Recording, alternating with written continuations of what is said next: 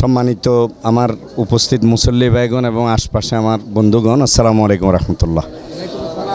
আসলে একটা জিনিস যেহেতু এই দেশে আগে থেকে প্রতিষ্ঠিত ছিল না, এই কারণেই পিআর পদ্ধতির উপর অনেকের আপত্তি কথা তারা বলছে।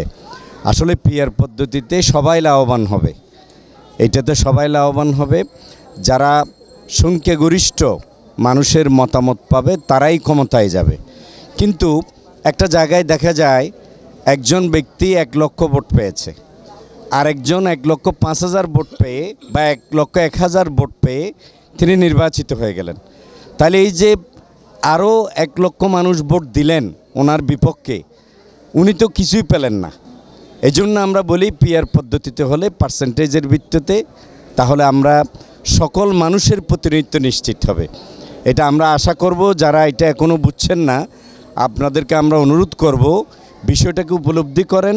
এটা আপনি আমাদের সকলের জন্যই ভালো হবে এবং সকল দলের জন্যই ভালো হবে। আলটিমেটলি মানুষের জনগণ ঠিকমতো মানুষ বুঝে দলকে মানুষ ভোট দেবে, মার্কাকে মানুষ ভোট দেবে। ভোট দেওয়ার পরে প্রত্যেকটি দল তার ভোটের পার্সেন্টেজ অনুসারে তিনি সংসদে আসন পাবেন। এখানে কারো হারার কোনো বিষয় নেই, কারো জিতের বিষয়ও নেই। এই জন্য এটা সকল দলের জন্য ভালো হবে।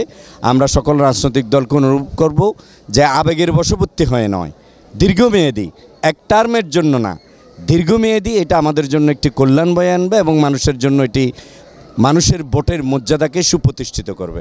আসুন আমরা গোয়ার্তুমি না করে এই বিষয়ে ভালোভাবে গবেষণা করে আমরা পিআর পদ্ধতিকে প্রমোট করি এবং এর মাধ্যমে জনগণের প্রতিনিধিত্বকে বাংলাদেশে নিশ্চিত করি। চিরদিনের জন্য ফ্যাসিবাদকে বাংলাদেশ থেকে উৎখাত করি।